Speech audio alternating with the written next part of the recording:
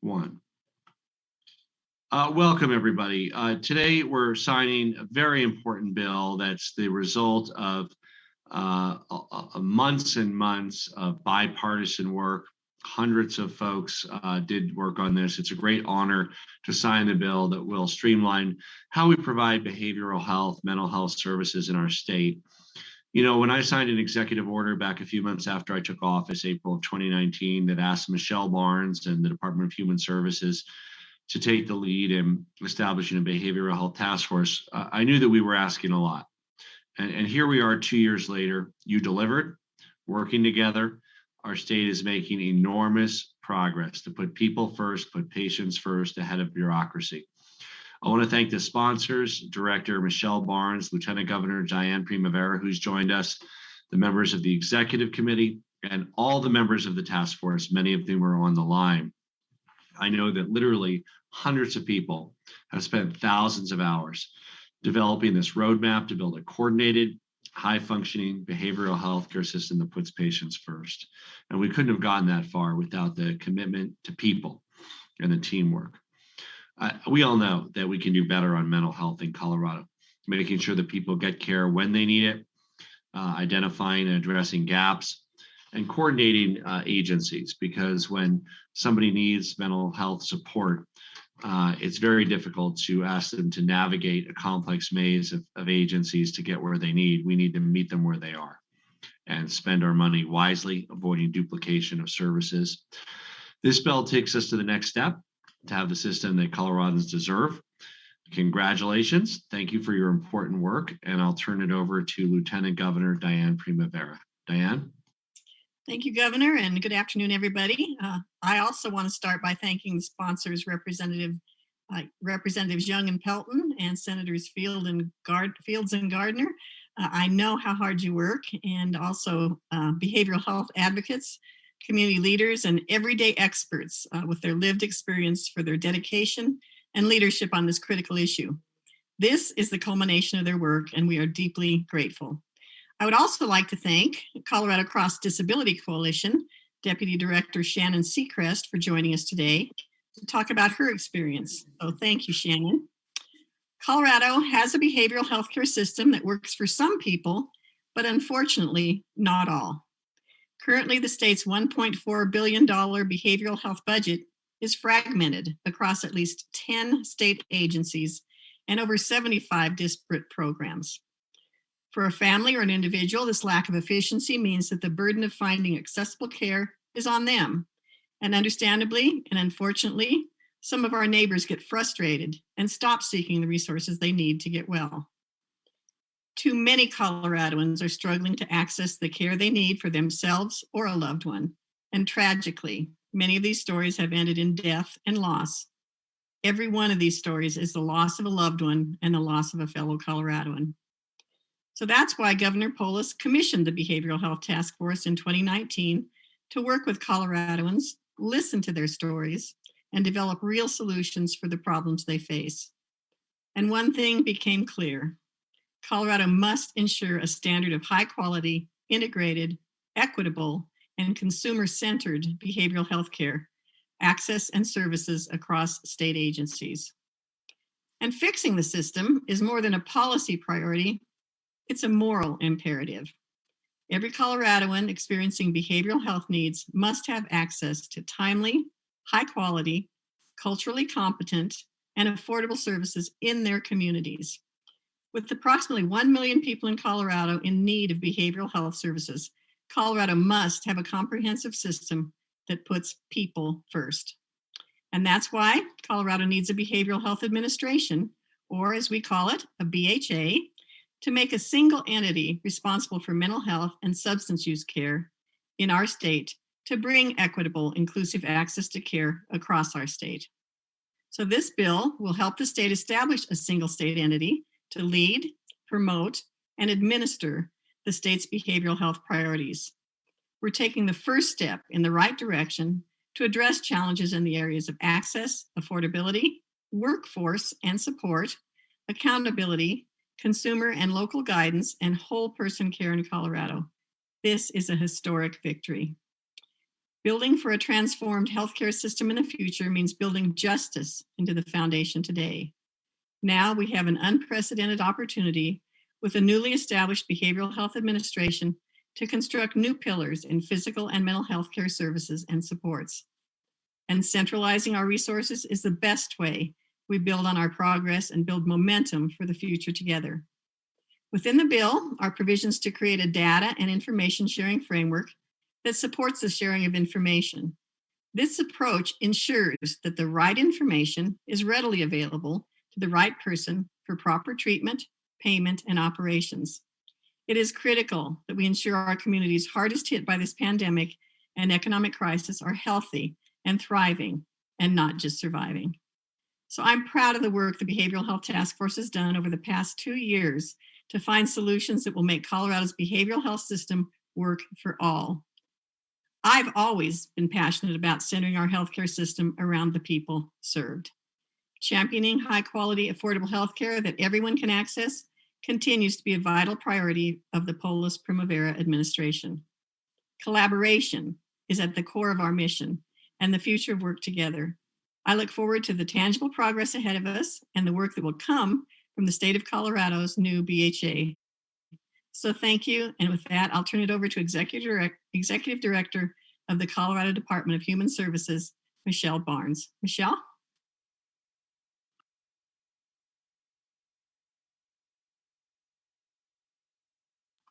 You're on mute, Michelle.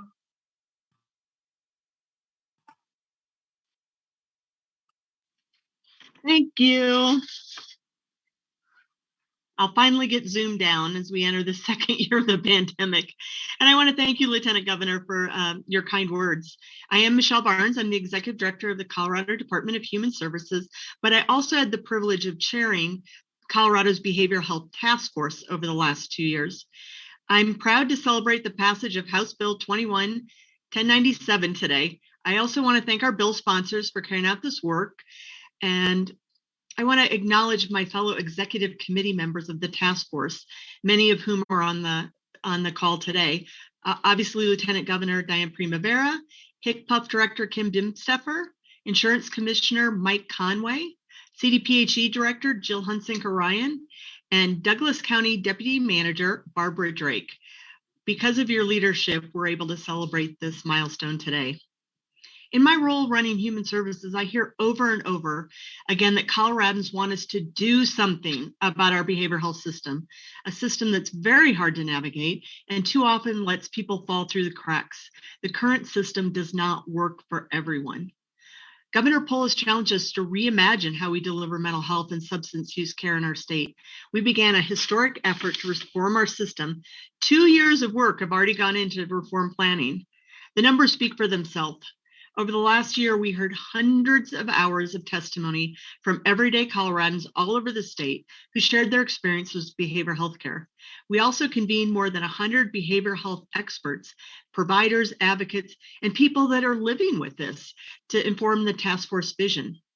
As part of our blueprint for reform, we came up with about 150 recommendations to improve care in our state. And then we did the really hard work of narrowing it to 19 recommendations that we would take on immediately. Out of all those ideas, creating a behavioral health administration quickly rose to the top. And that's what we're celebrating today. It earned unanimous support among the task force. As part of House Bill 1097, we're establishing a behavioral health administration to lead, promote, and administer the state's behavioral health priorities.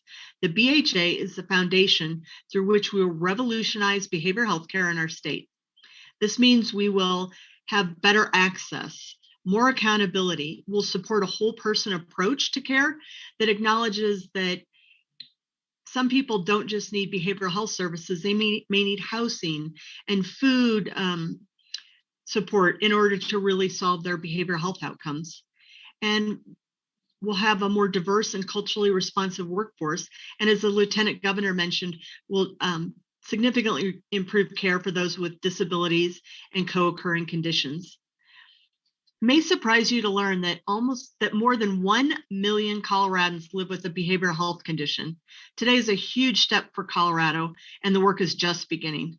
We need a system that can not only meet the demands of today, but will emerge stronger and more effective as we find new challenges in the future. This bill is a first step towards providing all Coloradans with responsible, equitable, and accessible care in their communities. We will achieve this vision as we started this work together. And thank you. I'd now like to introduce Representative Mary Young, one of our most passionate bill sponsors. Rep. Young?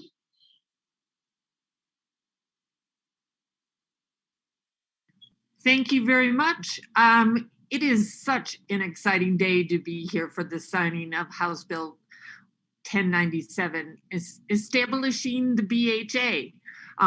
Let's get used to the acronym. This is the culmination of the first step of the Behavioral Health Task Force. I want to thank the governor for addressing the significant behavioral health issues of the state.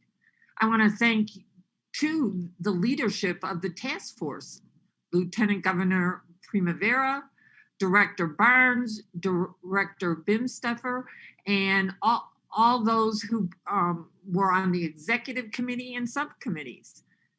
The patience and perseverance of all those involved allowed this work to be completed in the time of the pandemic. I also want to thank all those who testified. This testimony enriched and enlivened the work of the task force. Too many Coloradans have suffered because our state has not addressed gaps in our behavioral health system that prevent people from accessing the care that they need. We know we have to develop a behavioral health system that has a more comprehensive approach to connect services with those who need them, especially with the growing and ongoing needs of the pandemic. The work hasn't stopped with the completion of the task force blueprint. I look forward to working on this effective system as it unfolds. And I'd now like to introduce my co-prime sponsor, Representative Rod Pelton. Thank you, Representative Young. I'm so honored to be on this bill to set up the BHA. Being a county commissioner prior to becoming a representative, you know, I got to see firsthand the fragmented mental health system that we have in this state. As Lieutenant Governor mentioned, you know, we've got several different agencies administering 75 or more programs. And this is a way to add efficiency to government, which is something that usually doesn't happen. And I'm so proud to be a part of this. You know, it's going to bring all these different programs and monies under one agency. And so the administration costs should be less, which means more money out to the people that need it. You know, and being a rural legislator, you know, part of my charge here is to highlight the seriousness of the issue out in rural Colorado. And so with that, I just am so honored to be a part of this bill, and I'm glad to see it cross the finish line today. And so with that, I will pass it off to our Senate sponsor, Senator Fields.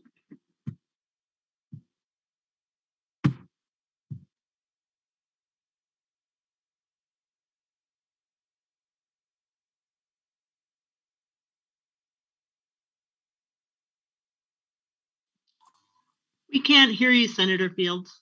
Okay, let me start all over. I want to thank the leadership for coordinating this effort to establish a behavioral health administration. The way I look at it is high quality coordination where no one will go through a wrong door. So if someone is needing services, their needs are going to be coordinated. It's the right work at the right time, and it establishes a statewide blueprint as it relates to the well-being and the state health, the personal health of all the folks who need this kind of service. So I just want to say thank you for a job well done.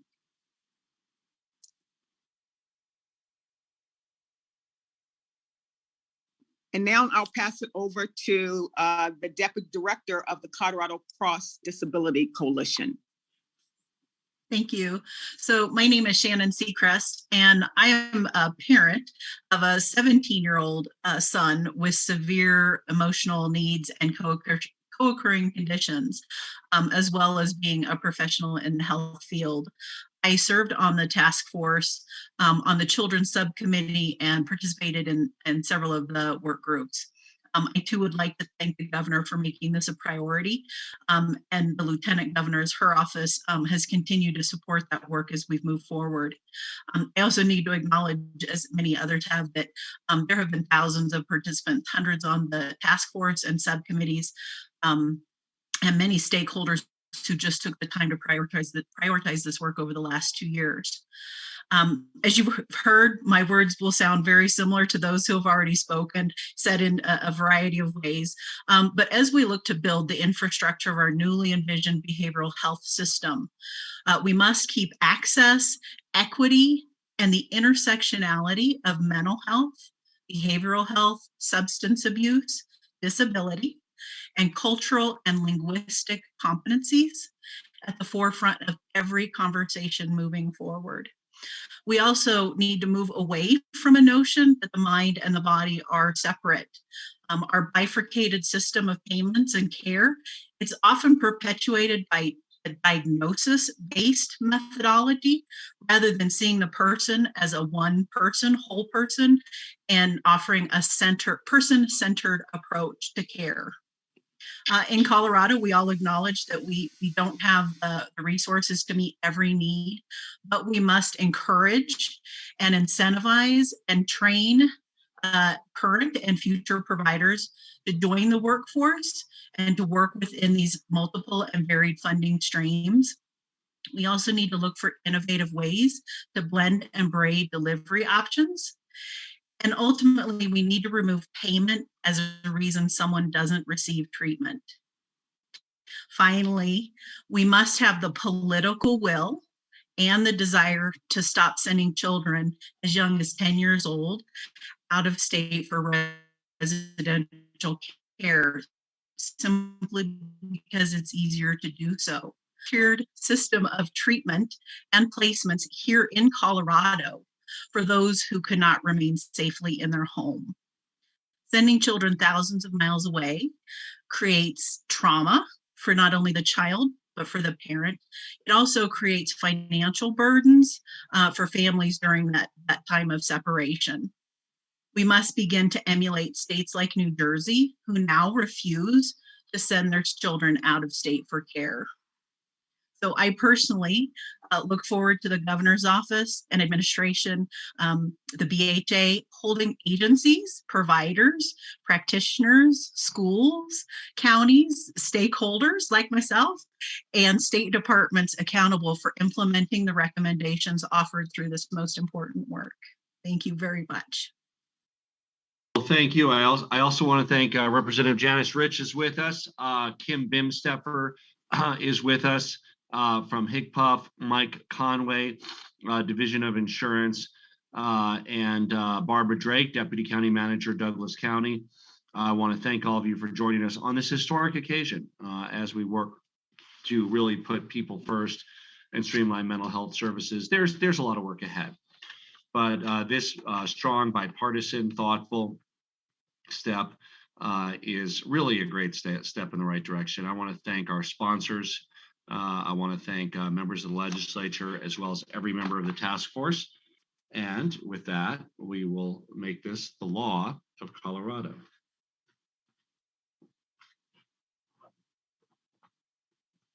It's official. It's now the law of the state of Colorado. Congratulations. And let's start serving people where they need it, meeting people where they're at. Keep up the great work. And thank you to everybody.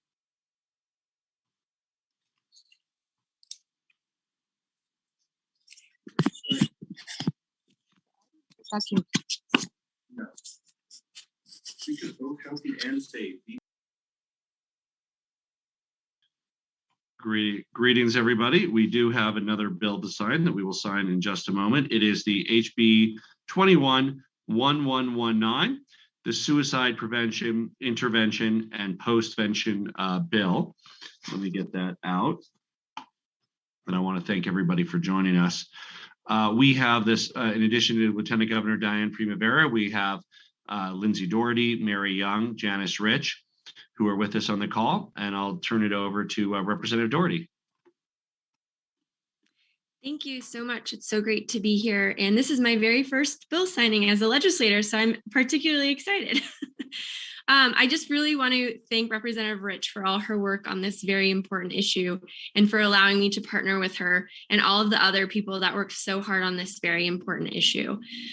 Sadly, Colorado has one of the highest rates of youth suicide in the country.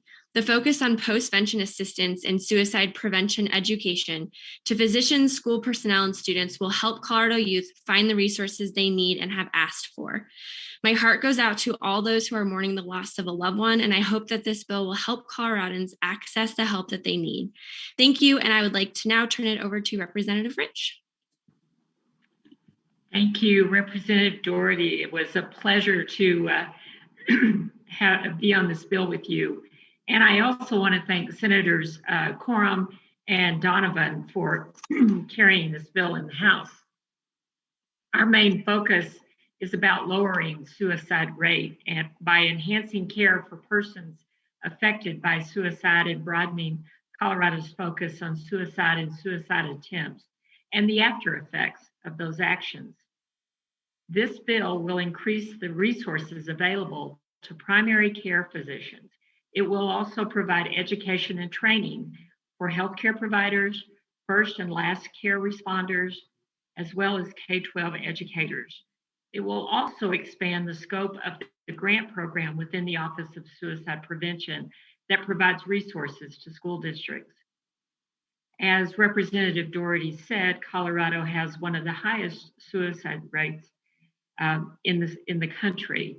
And Mesa County, where this bill originated, Mesa County unfortunately has the highest suicide rate in the state of Colorado. And when several people who are on this call today brought this forward, it really touched my heart. And I want to thank not only Margaret Palo, who has probably given most of her life to working on suicide prevention, but also Erica Kitzman and Liliana Flanagan, Jerry L. Clark, and Janice Curtis. I know that they're on the call. There's several on the call here. But the screen keeps moving around, so I'm not sure. And I know I've missed a few, and I apologize for that. We also have our Mesa County coroner on the call because this was very important for him as well, Victor Yan. I do see Benita Miller, and like I said, I apologize if I've missed your name.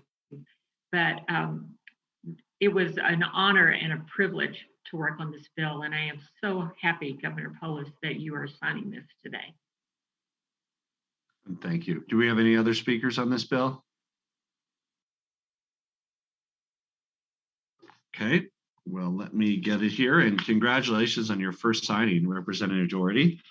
Soon you'll get an in-person one, I'm sure, too. Oh, that's the one I just signed.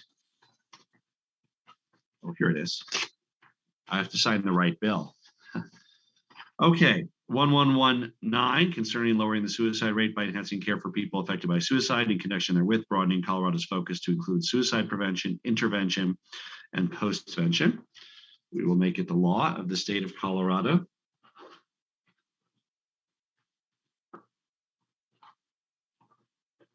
And it's official. It's now the law of the state of Colorado. Congratulations, and thank you for all the hard work that went into the suicide prevention bill. Take care.